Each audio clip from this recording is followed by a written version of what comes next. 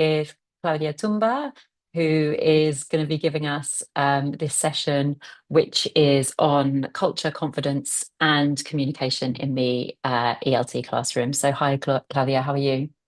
I'm doing very well. Slightly jet lagged, but I'm excited for today. Good. Well, hopefully we can keep the energy up, and it's going to be a Yeah. great session. So, before we start, hello to everybody in the chat. We've got people from Jamaica, we've got people from Mm. Vietnam, we've got people from Argentina, Philippines, Bangladesh, all over the world. So that's brilliant. Thanks for joining. And hi as well to everybody on Facebook and YouTube. So before we start, I'm going to give you a little introduction to Claudia. Some of you may recognize her from previous webinars that she's done with Teaching English. I think your last one was on storytelling. Is that right? Yes. Yeah, it's a Yes. pretty So fun one. it was a fun one, exactly. So let me introduce you. So as I said, this is Claudia Tumba. She is based in South Korea, and she is a passionate ELT educator with over 10 years of teaching experience. And she brings creativity and empathy into the classroom. So her work centers on project-based learning. We're going to be talking about projects with culture today, Yep. and helping learners move from anxiety to confidence when using English. Outside the classroom, Claudia is an author, actor, and speaker, and enjoys exploring how creativity can transform language learning. Um, Yes. so we're really excited about this session. I'm going to hand over to you now, and then we'll be back at the end, uh, hopefully with some time for some questions from the audience. If you've got questions, please add them in the chat, or if you're on YouTube and Facebook.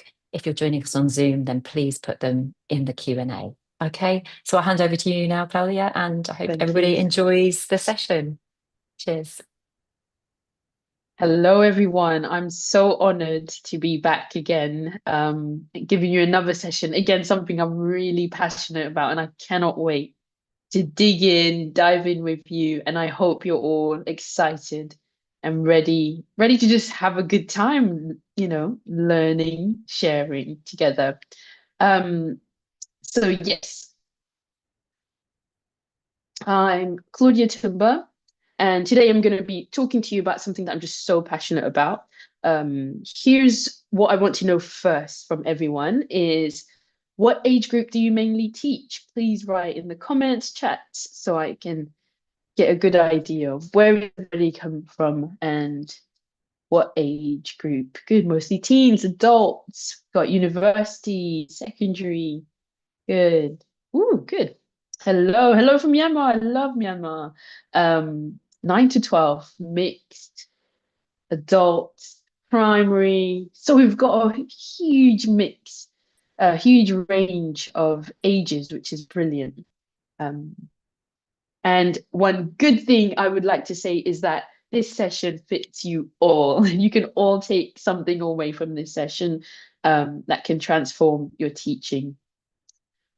Great, amazing, amazing. Got so many in here that deal with secondary, primary.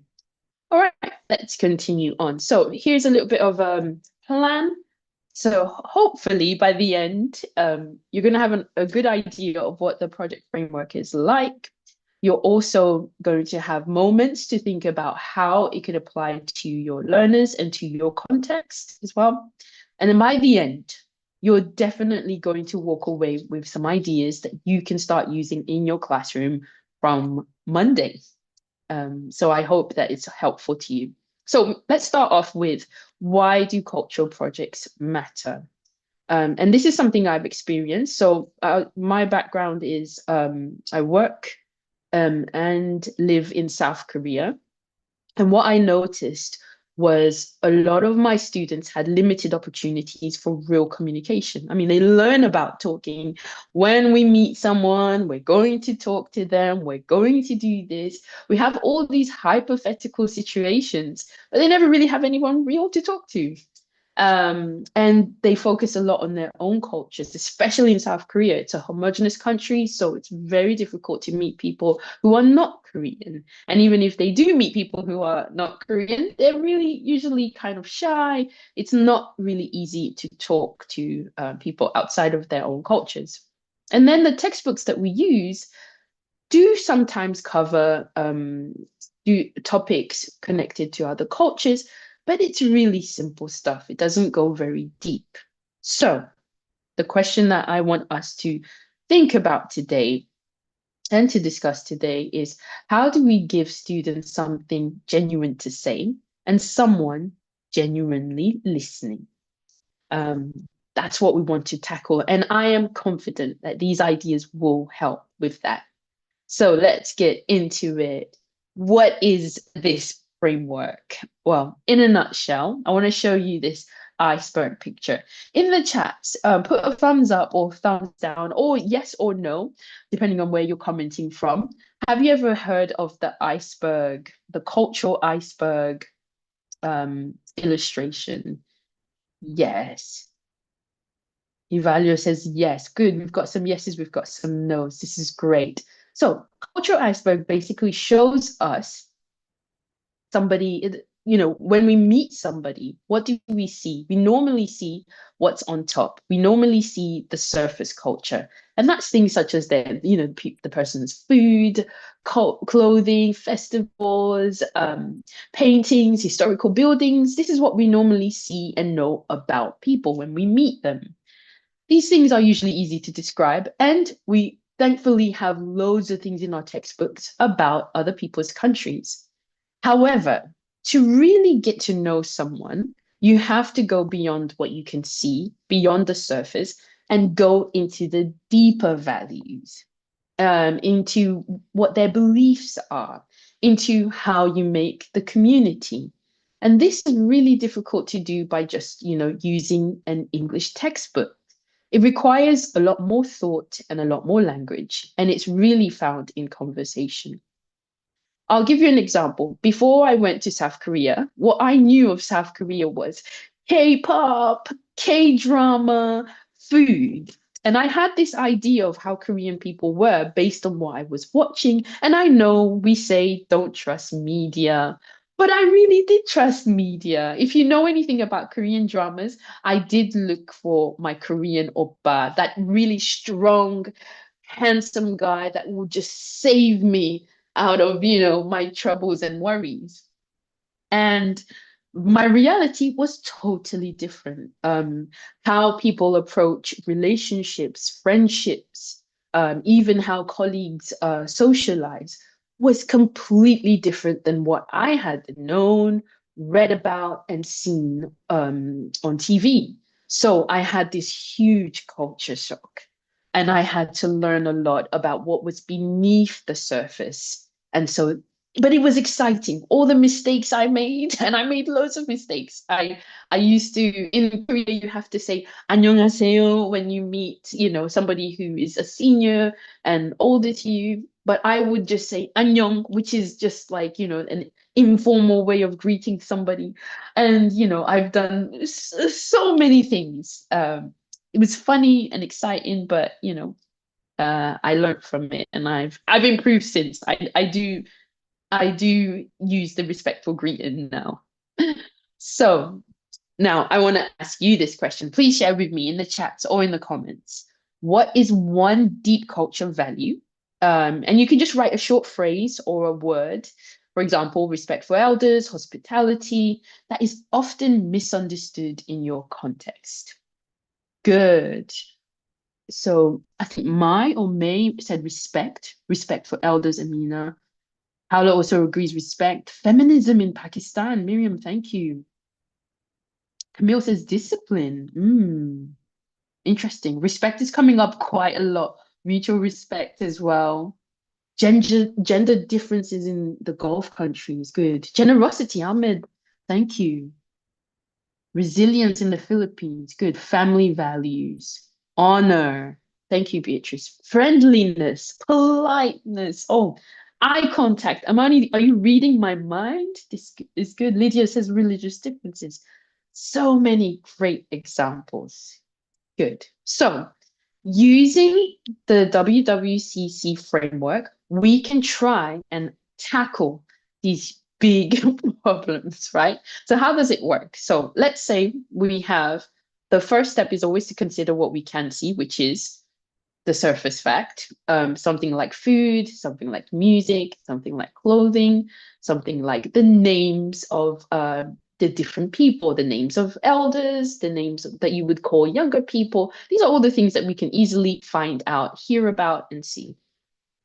The second part would be to think about the deeper value of that. So everybody, loads of people have mentioned respect.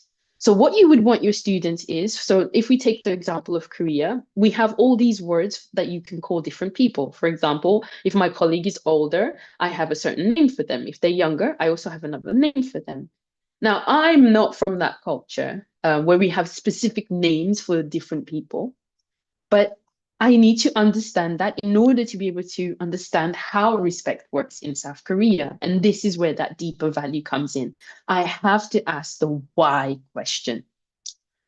Then the third step is for your students to compare. So this is where you bridge the gap. So you look at my culture versus this other culture. What are the differences? What are the similarities? And this is not to put anyone down. This is not to say I'm better than this person or this person is better than that person. This is just for them to learn how to observe things, breaking it down, observing it, seeing the differences, the similarities, and just taking it all in, because that will help them to understand people a lot better. And I think this is so important because that's the only way that we will learn to actually like each other, love each other, is if we're able to actually see the differences and see the similarities and just respect them and just enjoy them without trying to justify or change them. So remember, compare. It's not about justification or it's not about anything negative. It's just about observing. So you're teaching your students to observe the world around them, the cultures around them. And then the last step of this framework is always to encourage your students to celebrate. So this is to share what they've found out, share what they've learned about, and sharing it with pride and with joy. Again, this is so important for our students to learn that we have to share. We have to celebrate other people. We have to share. We have to celebrate our work, what we learned, who we are. All of these things are important. And I'll tell you a funny story. I live in Asia and I do travel around different Asian countries. And I went to Cambodia. Um, and when we arrived, we were actually doing some English work there, teaching English to little kids. As soon as we arrived, the Cambodian students that we were partnered to work with were all a bit afraid because they saw our skin color and they said, maybe we don't have anything in common with them. They're probably from Africa and Africa is so far away and their culture's like this and we're like that. And we felt the same way too. We said, oh, we really like Cambodian food. I don't know if we understand much about Cambodia. It's a very, it's a country that I'm not very familiar with. What will be the connection? We all had these questions and we were all afraid. Do you know what happened after 1 week? We were in the karaoke room, singing together, eating the most absolute delicious food, learning about the tragic history of what had happened in Cambodia, but yet the resilience of the people, the strength of the people to still continue living, even though they've experienced such tragedies. I mean, some of the stories that we heard were just unbelievable. And so our minds changed after 1 week of spending time with each other, learning about each other without judging each other. Now, what is really important, and I encourage you, this is not going to happen straight away. Your students are not going to be experts at the whys, the compares, the celebration right away. It takes time. So the important point to take away is cultivate students to regularly think in this way, and your celebrations will be a lot more effective. So this is not just a one-time thing. This is from Monday. Whenever the students are learning about different cultures, you want them to not only work on the what and stop there, but go beyond that. Ask the why question, compare and celebrate. Do this regularly. And when you come to doing the big projects, they will do it so well. They will be very, very effective. So please promise me that from now on, you will do this and you will be diligent in doing this. So I want to show you another example with my adopted land at the moment. In Korea, they eat kimchi. Is everybody familiar with kimchi? If you've tasted it before, please write yes in the chat or in the comments. Good, spicy, love kimchi. Good, sure, good, yes. So kimchi, the what part of kimchi is that it's a spicy fermented cabbage dish. Very easy. We can look that up in the dictionary. Now the why. The why. The most important reason for kimchi for Koreans is that it represents community and family. And especially in Korea, they have this thing called kimjang. Kimjang is a once a year event where families gather together. I mean in-laws, grandparents, everybody gathers together. They buy a year's worth of cabbage, Napa cabbage, seasonings, and all sorts of things. And together, together, they make the kimchi and then they share it out to each other and they eat it for the whole year. Sometimes, if for foreigners like me, we get gifted this kimchi it's made by people who love us. People have sat down, they've worked. It's hard work to do this kind of thing. And so it's really precious when you get that kind of kimchi. It's not store-bought, but it's made by families. It's much more precious than anything else that you could really get. Now, if we go to the compare, now if I compare it to the UK, unfortunately, we don't really have kimjang culture. If I don't know, Mel, anybody, if you can chime in, I'm not sure. Do we have a kimjang culture? Kath, do you think there's a kimjang culture where we gather together to make something? I mean, making something, I don't think so. I think No. I would say in the UK, probably not. Because I was thinking, would it be like Christmas? I mean, Christmas is probably when all the family gets together, but I don't think you kind But of making not making something for the whole cooking a year that meal you, together. yeah, Yeah, we don't really have that, right? no. But we do have moments, like you said, where families do gather together and eat together. Good. So we've got Elio said water festival, Eid as well.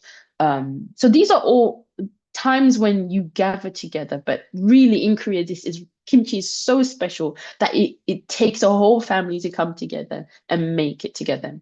Now in the UK, we have Sunday roasts, or these are the regular meals that people do have. And again, it's all about family spending time together as well. So in some ways, that's something that we can kind of say we have in common, but really it doesn't really exist as much as it does in Korea. But maybe in your culture, you have something that you gather together and make and eat throughout the whole entire year.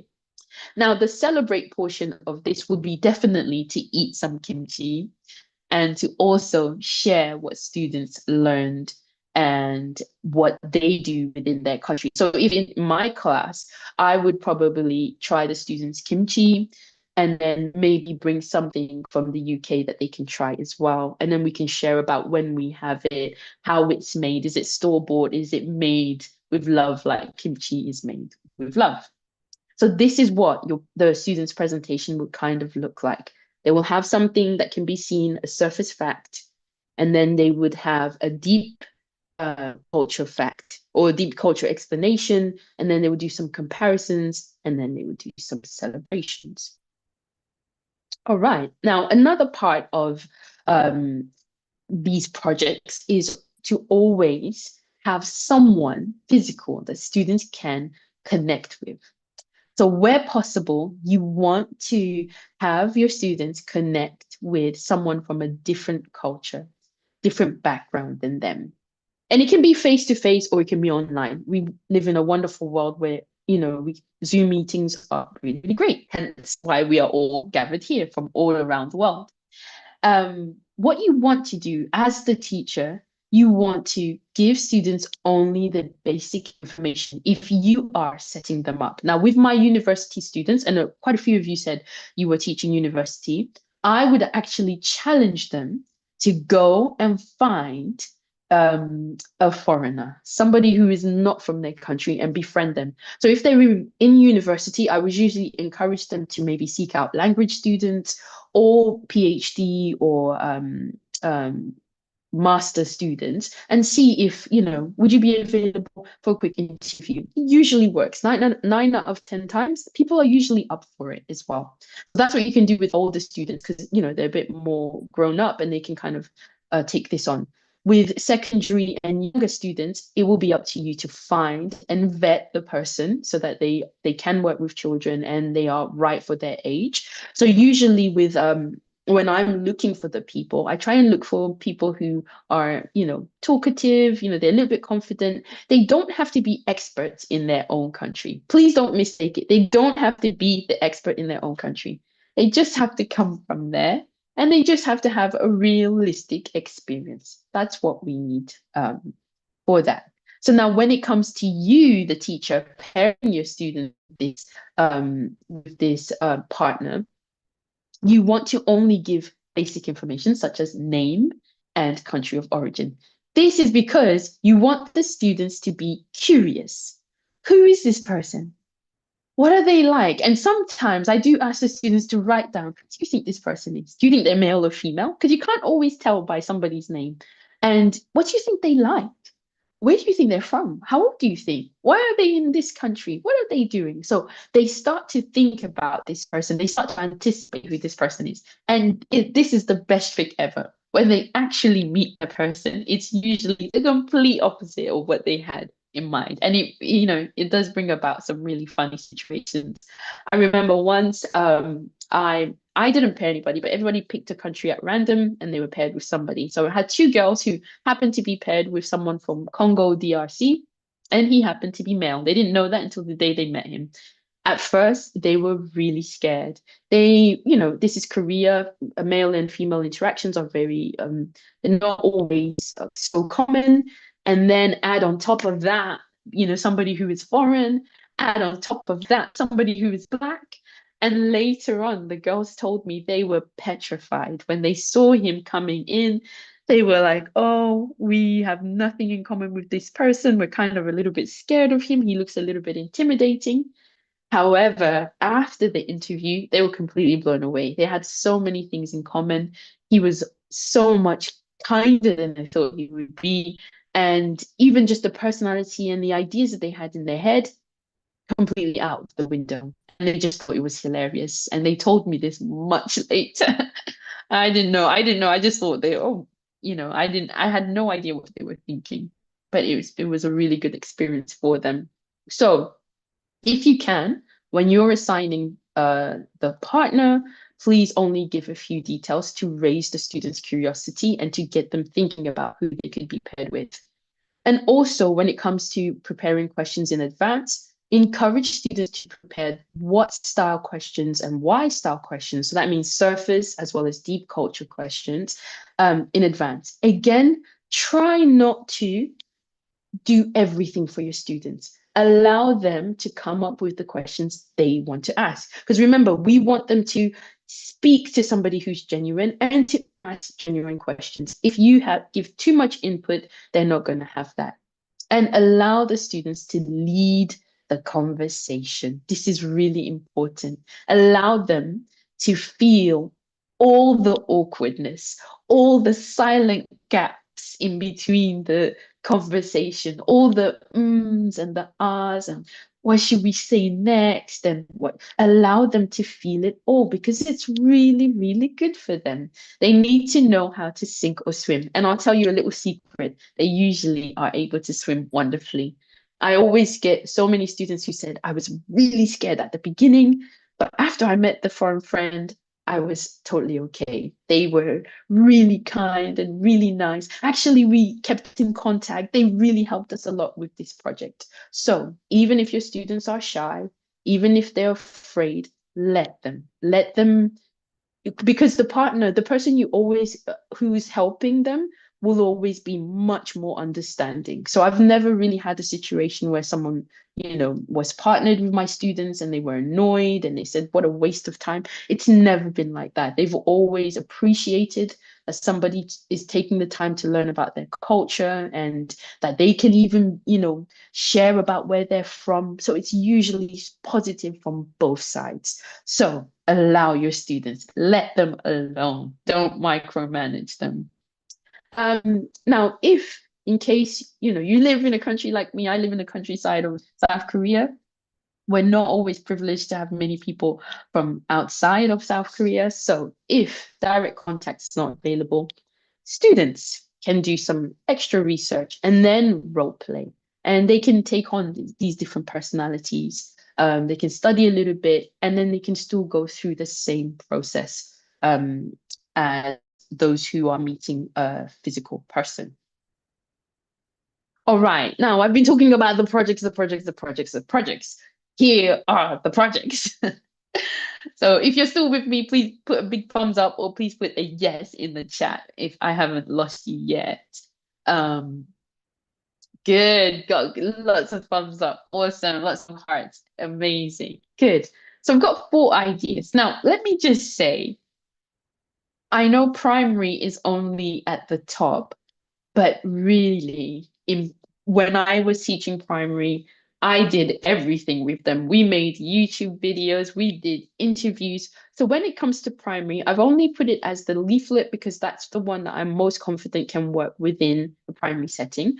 However, depending on your skills, depending on your relationship with your students, you can go and try the YouTube version. You can go and try the other versions, the other project styles as well. So I just wanted to put that out there so that primary teachers are like, what about us?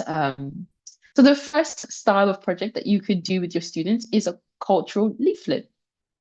Really handy, really simple. You can do it between 2 to 4 weeks, depending on how complex you want the students to go into the details and informations. And again, it can work with all ages. When it comes to the leaflet, the core task is to interview someone from a different country, or if you don't have anyone to interview, like I said, you could try and role play, and then to create a WWCC leaflet. So in this leaflet, I don't just want the what's. In Mexico, they eat tacos, and then that's it. Why do they eat tacos? What other things do they do? How do they spend time together? How do Mexican people make friends? Is friendship important? They've got to go into the why. And then they've got to compare their own country with Mexico. And then finally, that leaflet that is produced is the celebration. It's them saying, learn about this wonderful country, learn more.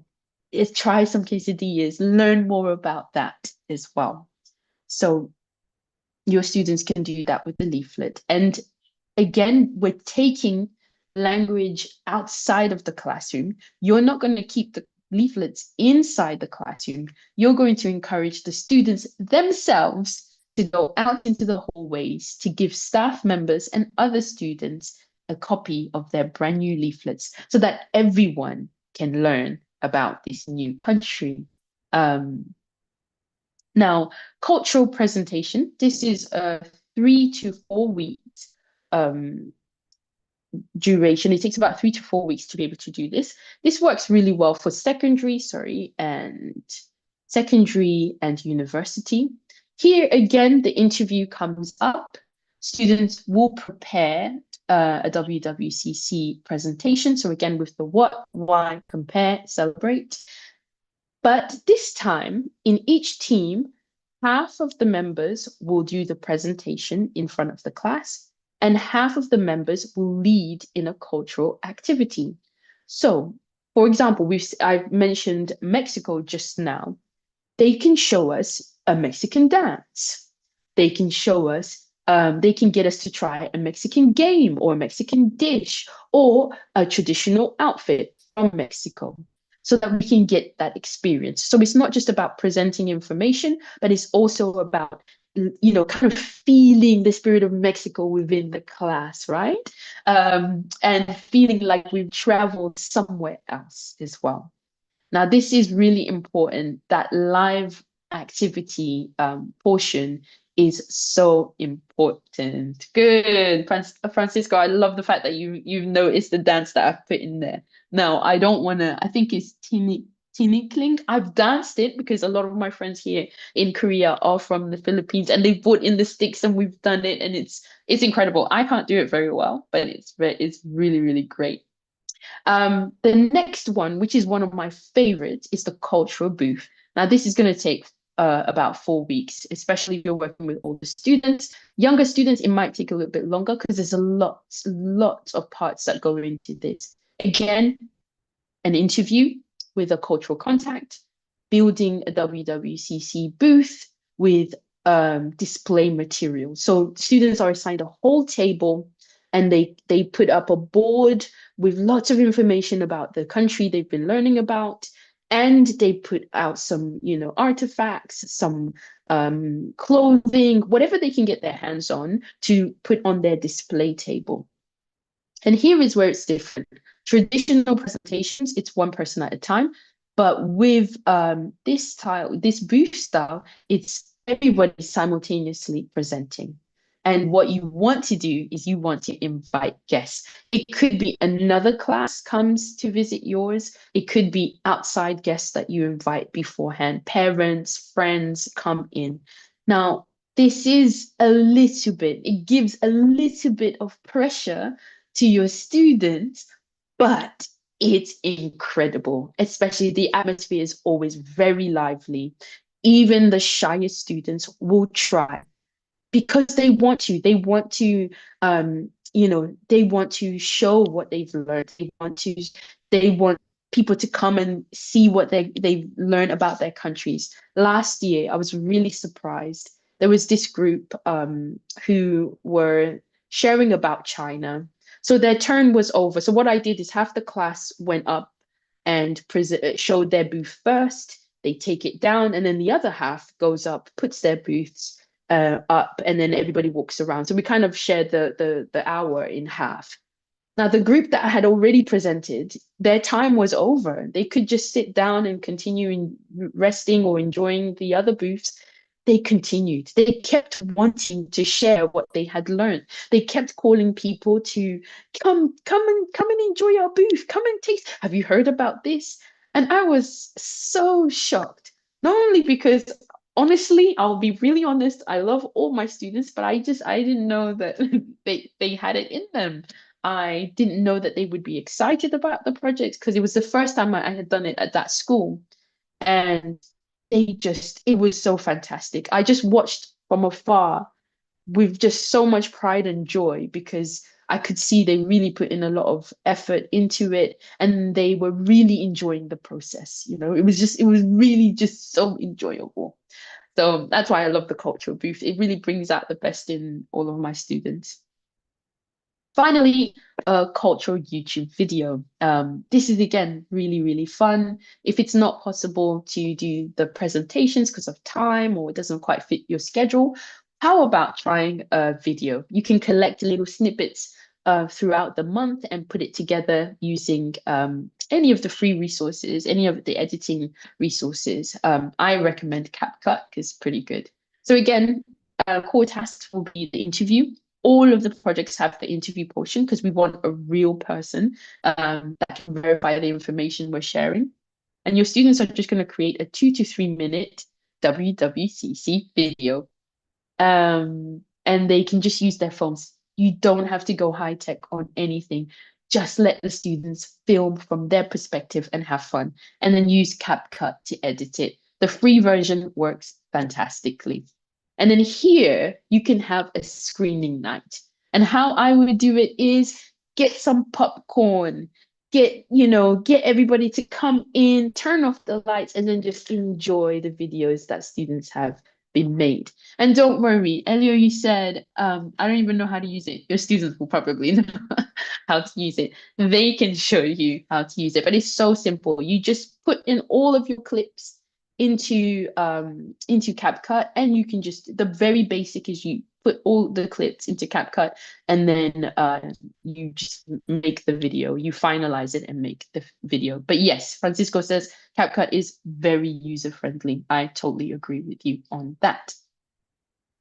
All right, so those are the four ideas. Now, I would like to just go into just a little bit more detail about the cultural booth. This is a student called Idain. This was their booth about the Netherlands. Now, I didn't know that the color orange is very special to the people of Netherlands. Also, there's a famous artist from there as well, and it's very famous for tulips. So on their board, you've got some surface facts, and you've also got some deep culture facts. Here, what I would also suggest for this particular project is try and use smaller groups to make sure that all students are really engaged and involved. And again, students will be presenting this simultaneously, so people can come over to their table, experience their table, and then move on to another one. So I always tell the students, go big, make it very bright, very colorful, very attractive, as though you are a salesman from that country. Here are some examples of a video. I'm not sure if the sound will work, but I can explain as we play it.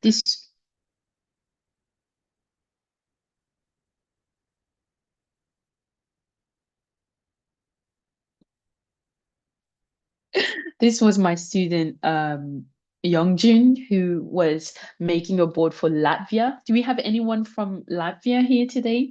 He made as a taster this bread and fish, I guess, sandwich, and he was trying it out himself. And as he was eating it, I think he worked out that he didn't quite like the flavor. But what I did love about Youngjun is he went in Korea. We don't have a huge selection of food from other cultures, but he went to the area in a different city about an hour away just to buy authentic Latvian canned fish and bread so that people can have a real representation of that particular dish. He did so much research behind it. And so when people would ask him questions, it was as if he was Latvian himself. And I was really impressed by that as well. Here's a leaflet, as I mentioned from earlier, from the Netherlands. Again, we've got some surface cultures and we've got some deep culture. So again, here we've got the reason why orange was such a important color for them. What is the background of this color orange as well? So this is what it looks like for the students to make a leaflet and for the students also to make some videos.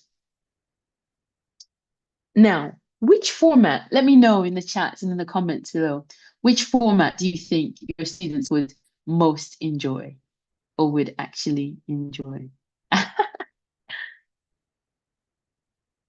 I think I've got a comment here. What was the reaction of the audience? Most of the audience felt the same as he did. It was just a very unusual flavor that they hadn't tried before. The booth, good booth, lots of cultural booths. Yeah, it's one of my favorite ones. It's really one of my favorite ones. Yes, the food and food plays a huge role in all of these projects. It's great. It's really, really great. Awesome. So lots of cultural booths. Also, yeah, the interview portion as well is really, really great too. Now, let's move on. How can we support our learners through these projects? So when you are working with your students, I'm aware that there's going to be different levels that you're working with.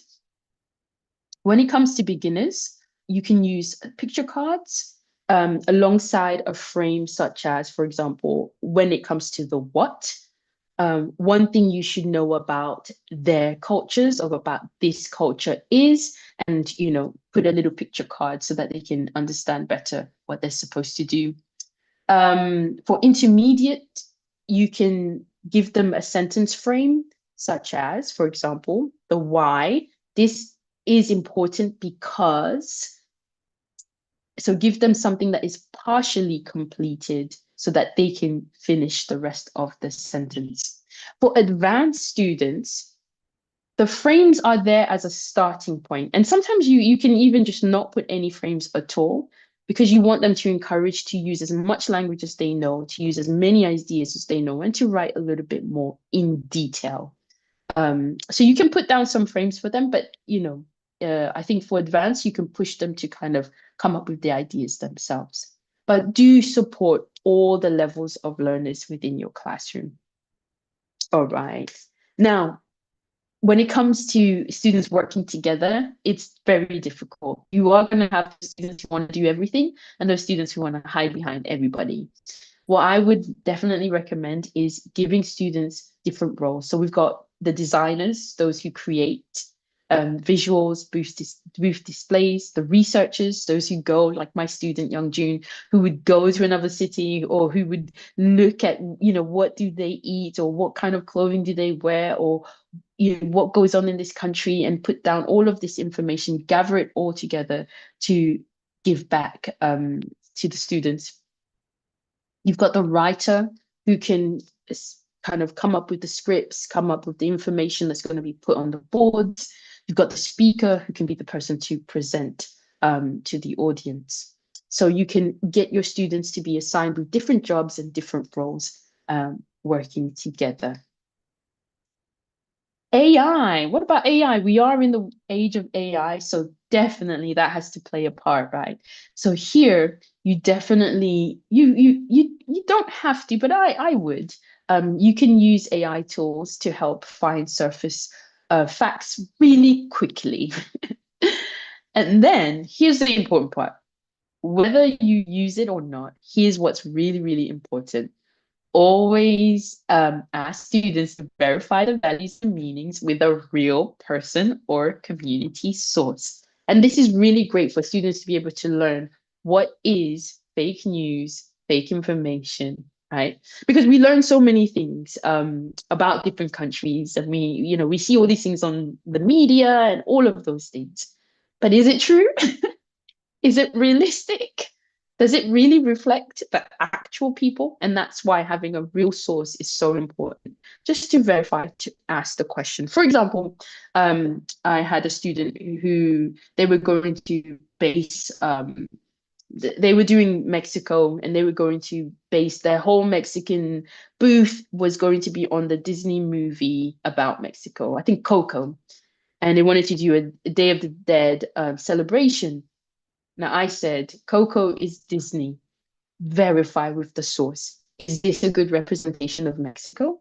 Because it would be really hurtful when we invite our Mexican friends or people from South America and they see this. And if it's not what they know to be their country or to be, from that part of the world, that would be really offensive. So always double check, because remember, again, we're celebrating. We want to use real information. We want to use accurate information because we want to pay respect to these countries, to our guests as well. And we want everyone, every country to feel valued and welcomed, listened to and appreciated. And so encourage your students to use this prompt. Does this match what people from this culture actually say about themselves? Very, very important. Again, I know I deal with students in South Korea who are always super anxious. Always, always, always encourage them to rotate across all the stages, all the roles. Let them do a little bit of everything. Don't keep them, oh no, because you're really quiet, you're not going to speak. Let them experience everything. Let them go through the whole process. Let them feel the whole anxiety, the nervousness. But then at the end, as a group, they can decide who does the final thing. But do encourage them to participate in everything. Rotate the roles around. Yeah, we're almost there. Now, I want to ask this question. Please comment in the chat or on a notepad. And this is just for you as a teacher. Think of your most anxious student. Which role do you think they would enjoy the most? Designer, researcher, writer, or speaker? And we would give them a safe way in today. What role would be encouraged for them? Writer, good. Designer, great. Speaker, okay, good. Designer and writer, good. Really visualize those students who are struggling. Don't say, oh, that, they're not going to be good for that. But think about how you can encourage them in. And even if they're not very good at speaking, maybe they can just say one sentence, which could be hello in the language that they're learning about, or the country that they're learning about. Good. Really great ideas. Researchers, designers. Good, good. Fantastic, fantastic. Now, I want to show you, alongside the project, what I also do is I get students to write every week. So if I've got a 4-week project, they're gonna write 4 times, and I want them to tell me what they are feeling. So usually I get them, actually, I don't get them to write. Sorry, you can get them to write or you can get them to record. What I'm showing you here is a recording that I've transcribed of one of my students, with her permission. And she basically says how she was feeling. Now, all the mistakes, I love it. I love all the ums and the ahs, all the struggles. I love it. I just tell the students, I just want to know what is on your mind about this project. So this was the first week when she heard that we were going to do this project. Here's what she said. She says, it's week 1, and I think our team is doing really well. The process is going on really quickly and well. So I'm not worrying about our process. But these days I'm personally so busy. I have so much things to do, preparing to do, so that it is one thing I'm worried about. But without that, it's totally fine. And what I'm excited about is I have no idea about Kazakhstan. And our international partner is from Kazakhstan. So I'm also excited about it. So you can see there's mistakes there, there's errors there, but I love it. So this was her during that week. She goes on to record more entries, and then here's her final entry in. It says, first of all, the cultural booth project was amazing. The time we shared about each other's culture through the booth was so fun. Yeah. And I've learned about my English ability. I think the most important thing to learn some language is always have to have some, interesting points of that language. It doesn't matter. I can't understand everything, but I can kind of hear what she's saying. Like connecting with someone's interest or hobbies, or just as friends, like have a nice fun time with the friends while using the language. So I think, just like my friends who lives abroad always said to me, English speaking is the problem of confidence, I guess. So in a nutshell, she realized that she could share something with somebody new from a different country. Her English wasn't perfect, but she just needed a little bit of confidence to know she could still share something, even though she had all of those mistakes. So get your students to write a reflection, because they will grow. They might not realize it at the beginning, but I'm telling you, at the end, they'll realize something has changed, something has grown. We're almost there. We're almost at the end. Am I doing good with time, Kath? I'm aware that Yeah, I you're do want fine. to good. I do want to leave some time to be able to hear some questions. Um, so for the reflection, it's really important that all ages, all levels participate in this. So please don't exclude anyone because of how low their English is. So give them options. You can get them to draw something they learned about the other culture today, and maybe put an emotion of how they felt.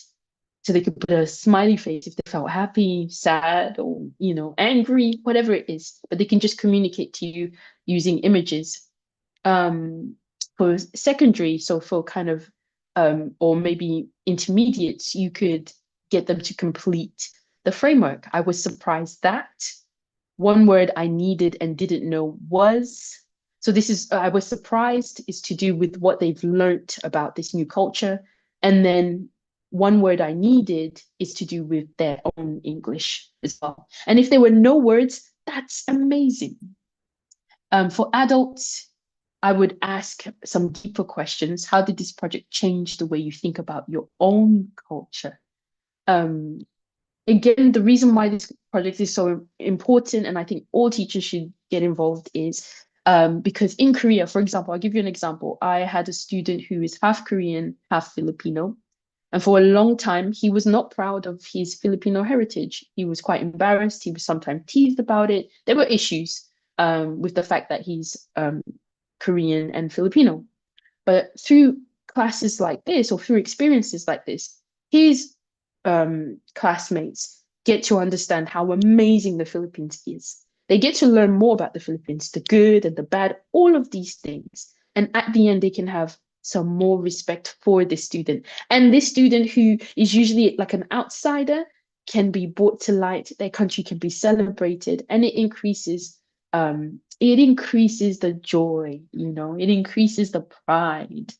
And I always tell my students, it's not about my country is better than yours or your country is better than mine. It's about what's the same, what's different, how can we enjoy it? How can we have fun with it? The things that I love about this project is that students see the human reason behind the cultural differences and not just the difference itself. And I've seen this time and time again, like I've just told you about my Filipino student and just so many other students as well. Students are not repeating English, they're representing their own identity in English. So we usually learn a lot about other cultures, about other things, but in this situation, students get to share something of their own, as well as learn about something else. And then success is measured by the celebration, not just the grammar. I can't tell you enough how important it is just to allow the students, mistakes and all, to just participate in talking to, in talking to guests, in talking to other people, in sharing with the class about what they learned, and everybody sharing. And not just that, but you can also get, especially the international partner, you can ask them to bring in some costumes. For example, over the years, I've collected wonderful costumes from all over the world. I've got this Japanese sash that you can wear with a huge kimono, but it's so beautiful, right? Even just touching it feels so luxurious. I've got this pashmina scarf, which in many cultures use a lot of scarves, and not just wearing it on your neck, but we can learn how to tie a headscarf, learn how to do some great styles with that. African cultures always tend to have really vibrant clothing, so I always ask my international partners to bring in some clothing, something that we can touch, wear, feel. And this is so special for me. My friend a few years ago in Korea was from Myanmar. She's from the Mizoram tribe. And I saw somebody who was from Myanmar earlier today, so I was really excited about that. And they gave me this really beautiful outfit. Sadly, I'm too big now. I can't really fit it, but it's something that I can never give it away because it's so precious to me. And I keep it with me and I celebrate it. I always tell people, isn't it so nice? Have you tried it? Would you put it on? It's so, so good. This is so great. I hope you're as excited as I am about it. Now, complete this sentence. We're almost towards the end. Next Monday, I will add one why, compare, celebrate moment to my classroom. So what will you add? Will you add a why? Will you add a compare? Or will you add a celebrate next Monday? Let's see.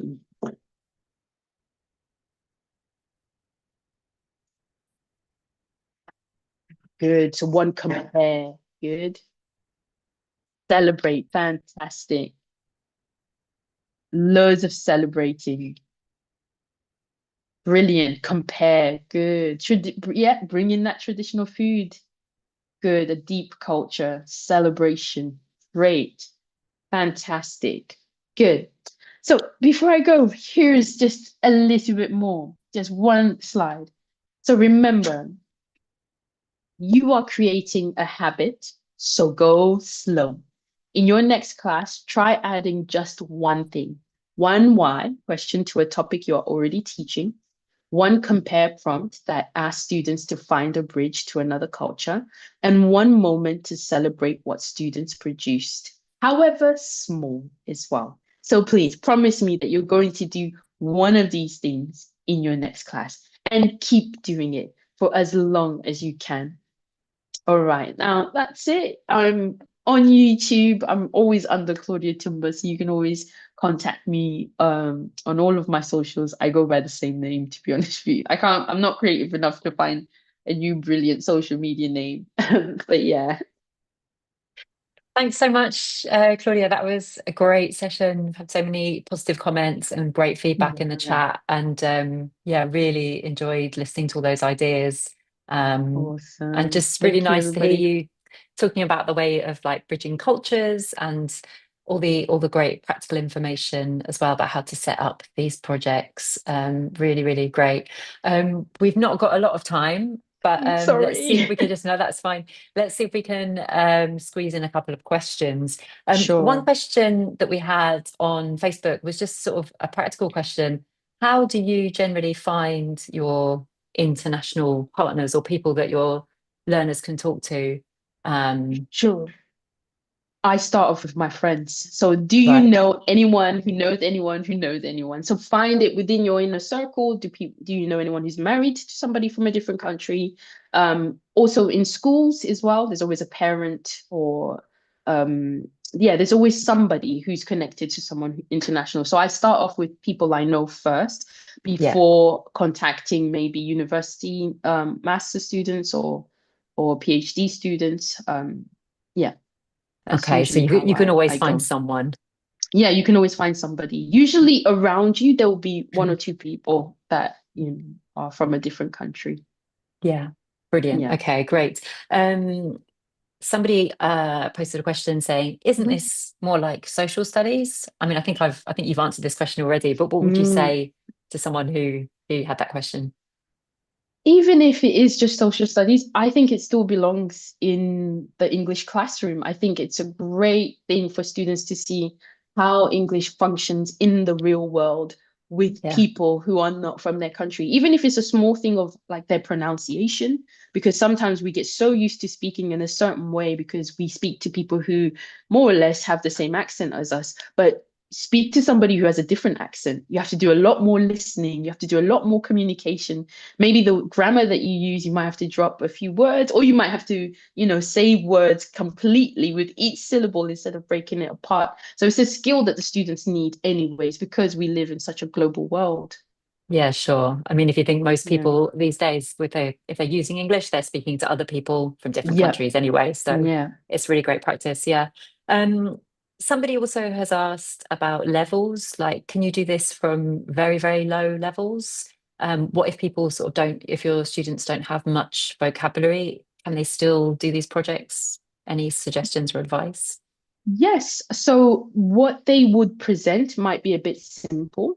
So I had a student who he could kind of only say one short sentences. And so he Mhm. made a mask from Japan. And whenever somebody would come to him, he would say, "This from Japan." Very scary, very kind. Do you feel scary? Like, so he had a script that he worked with and he just gave short sentences. And what one of the guests said about him was that he was just so genuine and so kind. And she could see that he was trying really hard to give as much information as he could. So, yes, any level can do it. Maybe they might work with a written script that they read Mhm. off of, or they could do a lot more of the background work and less of the speaking. But Mhm. I always encourage them to speak anyways. Yeah. Yeah. And also, I love the reflection that you get your Mm, students to do, because I guess that gives you great feedback about the parts that they enjoy yes. the most and the parts they find difficult or the parts that they feel anxious about. Yeah. And most of That's them always say they're really afraid of the project and they're like, no, it's going to be terrible because my English is not good. But at the end, they're like, oh, it wasn't that bad. I made it. That's what they usually say. I yeah, did it. that's brilliant.